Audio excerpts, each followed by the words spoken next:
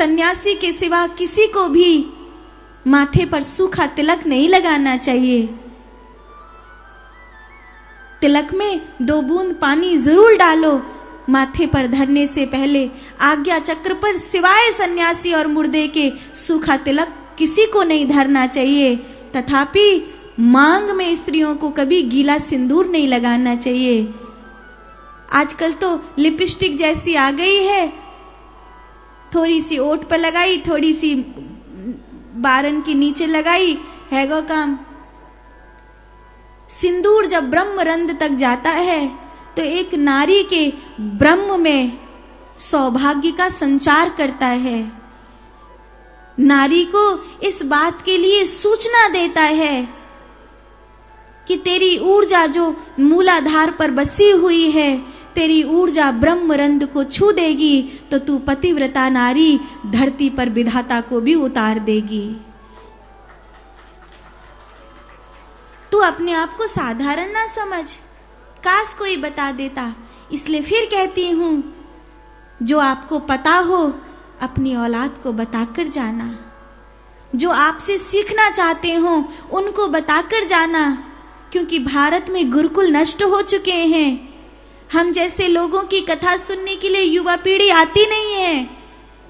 हम तो बताएं पर मजबूरी ये है कि हमारे जैसे लोगों, अरे कथा हो रही है, पापा आप ही जाओ, वहां हमें नहीं जाना, मम्मी तू ही जा, तू ही सुन सत्संग, तेरे गुरुजी आए, जाएगी नहीं का, तेरे गुरुजी एक सत्संग आ रहा, सुन ले, खुद नहीं सुनने को,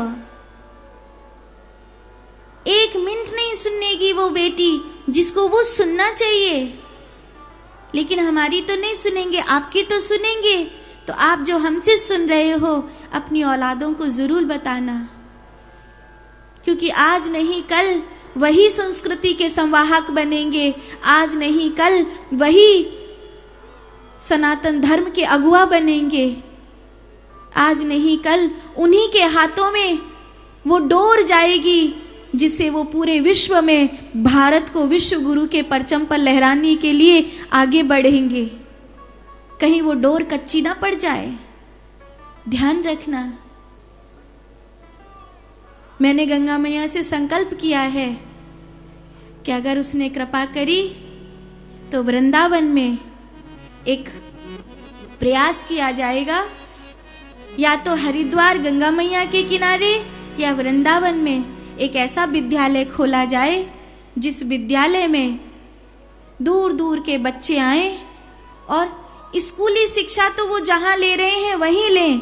हमारे पास तो 15 दिन आए, 10 दिन आए, 1 महीने आए और हमसे केवल और केवल सनातन धर्म की ऊंचाई का ज्ञान लेकर के जाएं। ऐसा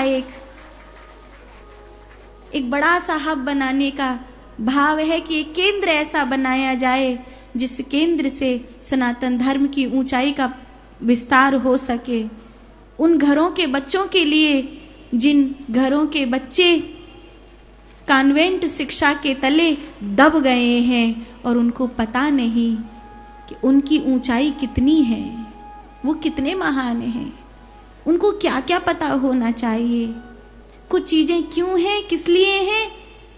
अगर स्त्रियों को तन ढकने के लिए कहा गया सनातन संस्कृति में, तो क्यों कहा गया?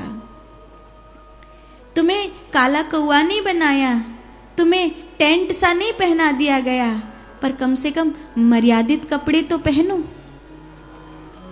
चरित्र को बचाने के लिए कम से कम उन अंगों को तो ढको जिनसे तुम्हारी अस्मिता है।